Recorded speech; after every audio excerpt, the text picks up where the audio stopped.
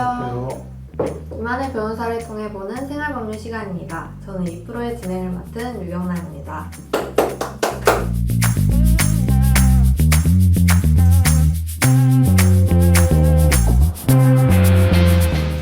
김한혜 변호사님, 오늘은 조금 편하게 오셨네요. 네, 오늘 제가 스카이프리즘 촬영이 있다는 사실을 깜빡하고 주말이라 그냥 편한 차림으로 사무실에 나왔습니다. 죄송합니다. 아니에요. 오히려 항상 보던 모습보다 색다른 느낌이라 괜찮으신데요. 가끔은 오늘처럼 좀 편하신 모습으로 촬영하는 것도 좋은 것 같아요. 아, 그런가요? 좋게 말씀해 주셔서 감사합니다. 그건 그렇고 김한혜 변호사님, 오늘은 어떤 사건을 가지고 오셨나요? 네, 오늘은 시청자분들이 이해하기 쉬운 일반 민사사건을 하나 가져왔습니다. 부동산 중개업자를 통해 매매나 임대차 계약을 체결했을 때 계약의 성립 시기가 쟁점이 된 사건인데요. 실제로도 주변에서 많이 일어나는 분쟁 사례이니까 시청하시는 분들께서도 도움이 되실 것으로 생각합니다. 아, 그런가요? 그러면 사건 내용에 대해서 좀 간략하게 말씀해 주세요. 네, 제 의뢰는 임대인인데요. 2020년에 본인 소유로 분양받은 아파트를 평소 거래하던 부동산에 임대로 내놓았어요. 이른바 반전세라고 하죠. 전세보증금 10억 원에 월세 150만 원의 조건으로 내놓았어요. 이를 알게 된 임차인 측 부동산에서 연락이 와서 교섭을 벌이게 되었고요. 교섭 과정에서 전세보증금은 조금 낮추고 대신에 월세를 조금 올리기로 해서 전세보증금 9억 원에 월세 200만 원의 조건으로 합의가 이루어졌고요. 매출 후에 당사자들이 직접 부동산 사무실에서 만나서 계약서를 작성하기로 했어요. 여기까지는 흔히 이루어지는 일반적인 계약 교섭 과정이죠. 그렇네요. 근데 무슨 문제라도 생긴 건가요? 네, 계약서를 작성하는 당일에 문제가 생겼어요. 이 사건 아파트는 재건축으로 지어진 새 아파트였거든요. 임대인은 새 아파트에서 임차인이 반려견을 키우게 되면 바닥이나 벽지가 훼손될 가능성이 크고 시스템 에어컨에도 반려견의 털이 끼어서 냄새가 나거나 고장을 일으킬 수 있고 이로 인해서 나중에 임대차 계약이 끝나고 임차인이 나가게 되면서 임대인과 원상회복 문제로 시비가 되는 경우가 종종 있다는 말을 들었어요. 그래서 임대인은 임대차 계약서의 특약사항으로 임차인은 임대차 기간 동안 반려동물을 키울 수 없다라는 조항을 넣기를 원했어요. 처음에 부동산에 임대차 중개를 의뢰했을 때에도 그와 같은 조건을 말하였고요. 근데 임차인은 그와 같은 특약사항을 중개인으로부터 전해 들은 바가 없다면서 자신은 그러한 부당한 요구에 응할 수가 없다고 말했어요. 결국 이 문제가 합의되지 않아서 계약은 깨지고 말았지요. 저런 임차인이 반려동물을 키우는 사람이었나 보네요. 아니요. 반려동물을 키우는 사람이었으면 이해라도 하겠는데 임차인은 당시 반려동물을 키우고 있지도 않았어요. 그렇지만 임차인 말로는 나중에라도 자기가 반려동물을 키울 수도 있는 거 아니냐. 반려동물을 키우고 안 키우고는 자기 마음에 달린 것이지 임대인이 그걸 특약사항으로 강요하는 것 자체가 부당하다. 이러는 거였지요. 서로 감정 대립이 좀 있었나 보네요. 근데 이게 법적으로 어떻게 문제가 되나요? 네, 계약이 언제 성립한 것인지가 문제되었어요. 임차인은 부동산 중개인들 사이에서 보증금이랑 월세, 임대차 기간 등 계약의 중요한 사항에 대해서 협의가 이루어진 이상 그 시점에서 임대차 계약은 이미 성립한 것이고 계약서 작성하면서 임대인이 반려동물 금지라는 부당한 요구를 해서 이미 성립한 계약을 제멋대로 파기하였다고 주장하였어요. 그러면서 임차인은 임대인을 상대로 계약 부당 파기에 따른 손해배상으로 계약금 1억 원을 지급하라는 소송을 제기했던 거예요. 근데 이 사건은 당사자가 계약서를 작성하다가 의견이 맞지 않아서 계약서조차 작성하지 못한 사건이잖아요. 그러면 계약 자체가 성립하지 않은 거 아닌가요? 일반인들이 보기에는 그렇게 생각할 수 있어요. 근데 법적으로 보면 계약서를 작성하는 것이 계약의 성립 요건은 아니에요. 계약이란 계약 내용에 당사자 쌍방이 합의하면 그로써 성립하는 것이고 반드시 그 내용을 계약서로 작성해야 성립하는 것은 아니에요. 예를 들어서 친구가 내게 내가 갑자기 돈이 필요한데 100만 원만 빌려줄래? 다음 주에 월급 나오면 갚을게 이렇게 말하고 이에 대해서 내가 친구에게 알았어 빌려줄게 라고 말하면은 나하고 친구 사이에서는 차용증을 쓰지 않았더라도 돈을 빌려주기로 하는 계약이 서로 성립한 거예요. 이렇게 서면을 작성하지 않고 당사자 사이에 말로 약속하는 것을 구두계약이라고 해요. 다만 당사자 사이에 말로 한 약속은 그 내용이 불분명할 수도 있고 나중에 상대방이 잡아떼면 그와 같이 말한 사실을 증명하기가 어렵잖아요. 그래서 계약서를 작성하는 거예요.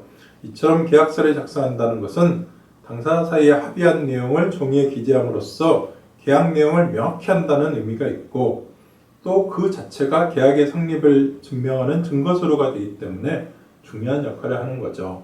그렇군요. 그러면 이 사건에서 임차인의 주장이 법적으로는 맞는 건가요? 계약서가 계약의 성립 요건이 아니다라는 말은 맞는 말이에요. 하지만 이 사건에서 임차인의 주장에는 크게 두 가지 문제점이 있어요.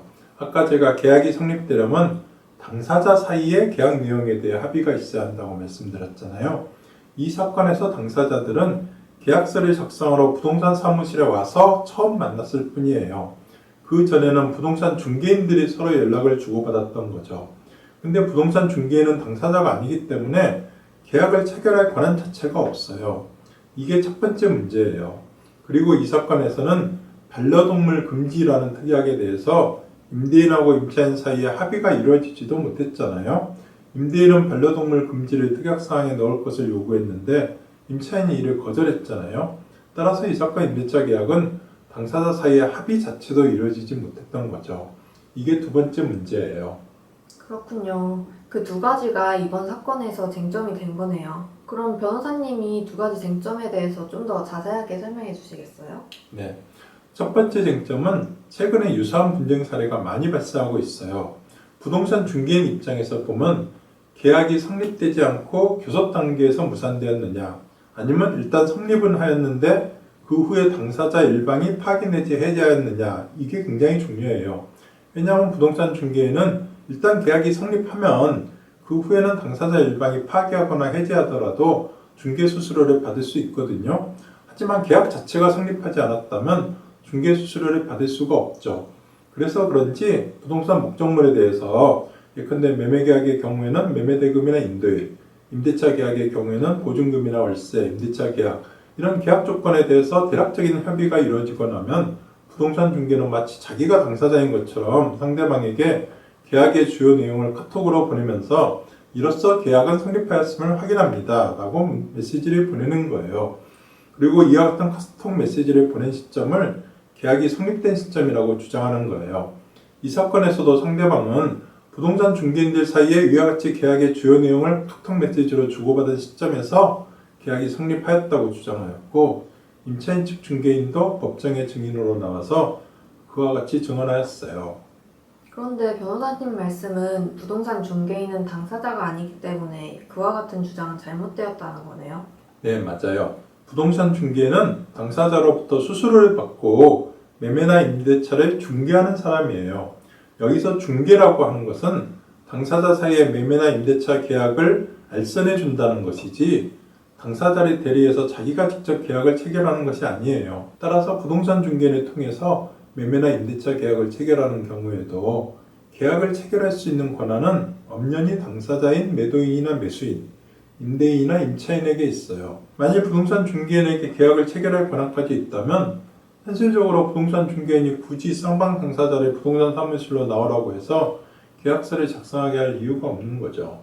그러니까 변호사님 말씀은 아무리 부동산 중개인이 이로써 계약은 성립되었다라는 카톡을 보냈어도 당사자들이 직접 만나서 계약하기 전에는 계약은 아직 성립하지 않았다는 거네요. 맞아요.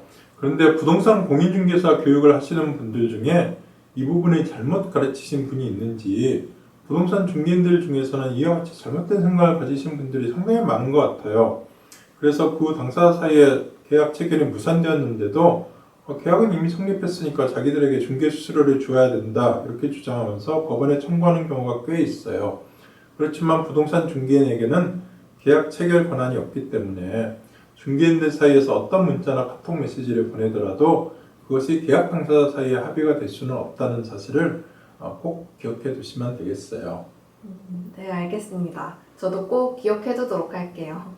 그 다음에는 두 번째 쟁점인 반려동물 금지 특약에 대해서 좀 설명해 주시겠어요? 네, 이 사건에서 상대방은 임대차 계약에서 가장 중요한 내용인 보증금이랑 월세, 임대차 기간 이런 계약의 중요사항에 대해서 협의가 이루어진 이상 그 시점에서 임대차 계약은 성립되었다라고 하면서 반려동물 금지 특약은 계약의 성립을 좌우할 만한 중요한 사항이 아니라고 주장했어요. 물론 보증금이나 월세, 임대차 기간은 임대차 계약의 본질적인 내용으로서 이런 부분에 합의가 이루어지지 않았다면 임대차 계약이 성립되었다고 볼 수 없겠지요. 그렇지만은 보증금이나 월세, 임대차 기간이 임대차 계약의 본질적인 내용이니까 이것만 합의되면 임대차 계약이 성립되었다. 이런 주장에도 동의할 수가 없어요. 그거 말고도 당사자에 따라서 중요하게 생각하는 부분이 있을 수가 있잖아요. 그래서 계약서의 특약사항으로 그런 부분에 기재하는 란이 있는 거죠. 예컨대 부동산 매매 계약은 일반적으로 계약금, 중도금, 잔금으로 나누어서 대금을 지급하는 것이 보통이지만 매도인이 돈이 급해서 급매로 부동산을 처분하는 경우에는 매도인이 나는 지금 돈이 급하니까 중도금 없이 계약 후 일주일 이내에 일시에 잔금을 지급받아야 되겠다 이렇게 말할 수가 있잖아요. 그러면 그와 같은 경우에는 중도금 없이 잔금을 일주일 이내에 지급해야 한다라는 것이 그 계약의 가장 중요한 내용이 되는 것이죠. 만약에 매수인이 매매대금에 대해서는 동의를 했더라도 그와 같은 특약사항에 대해서 동의하지 않았다면 그 매매계약은 성립하였다고 볼 수 없는 거죠. 마찬가지로 상가임대차 계약의 경우에도 일반적으로는 임차인이 당해 상가를 어떤 용도에 사용하는지에 대해서 임대인이 관여하지 않는 것이 보통이지만 좀 꼬장꼬장한 임대인이 있어서 나는 내 건물에 술집이 들어오는 꼴이 보기 싫다. 술집이 들어오면 주정뱅이들이 드나들고 건물 화장실이나 외벽에 오바이트 하는 경우도 많아서 내가 건물 관리하기도 힘들다. 그러니까 내 건물에서는 절대로 술집을 운영해서는 안 돼 라고 말하면서 계약서 특약사항에 술집 운영 금지를 넣겠다고 하는 경우에는 그 같은 사항은 계약의 중요한 내용이 되는 거죠. 그에 대해서 임차인이 동의하지 않았다면 그 임대차 계약은 성립하였다고 볼 수 없는 거예요. 그렇네요. 게다가 이 사건에서는 임대인이 처음부터 부동산 중개인에게 반려동물 금지 특약을 말했다면서요.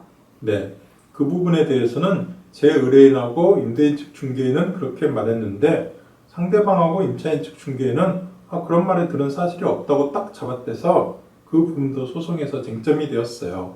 아무래도 상대방으로서는 그러한 사실을 미리 들었다는 사실을 인정하면 소송에서 불리해질까봐 부인하였던 거겠지요. 하지만 다행히도 부동산에서는 통상 레츠, RETS라고 약칭하는데요. 이 공인중개사 사무소 사이에 부동산 매물 정보를 공유하는 프로그램을 사용하고 있어요.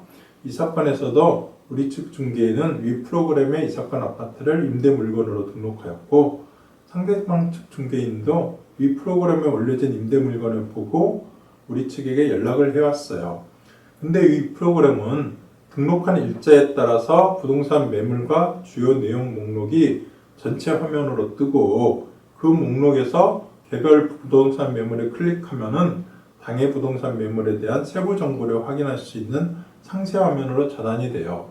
근데 다행히 우리 측 중개인이 꼼꼼해서 이 사건 아파트를 위 프로그램에 임대 매물로 등록할 당시에 이미 애완견 안됨이라는 문구를 주요 내용으로 기재한 화면을 휴대폰으로 촬영해가지고 캡처해 두었어요. 그래서 제가 위 자료를 법원에 증거로 제출하였죠. 다행이네요. 그러면 이 사건 판결은 어떻게 나왔나요? 네, 우리 측 주장이 모두 받아들여졌어요. 공인중개사에게는 임대차 계약 체결에 관한 권한이 없다는 주장도 받아들여졌고 반려동물 금지 특약에 관한 쌍방 합의가 이루어지지 않았다는 주장도 받아들여졌어요. 그래서 결국 이 사건 청구는 임대차 계약 자체가 성립되었다고 볼 수 없다는 이유로 원고인 상대방의 청구가 모두 기각되었어요. 변호사님이 또 이기셨네요. 축하드려요. 네, 감사합니다. 오늘은 부동산 중개업자를 통해 임대차 계약을 체결하는 과정에서 반려동물 금지 특약 문제로 결국 계약이 무산된 사건에 대해서 김하늘 변호사님과 말씀을 나눠봤습니다. 부동산 중개업자에게는 계약 체결 권한이 없다는 점, 그리고 계약은 반드시 계약서를 작성해야 성립하는 것은 아니지만 그 중요한 내용에 대해서는 당사자들 사이에서 합의가 이루어져야 된다는 점을 알아두시면 도움이 될 것 같습니다. 김하늘 변호사님, 오늘도 말씀 감사합니다. 감사합니다. 다음에 뵙겠습니다.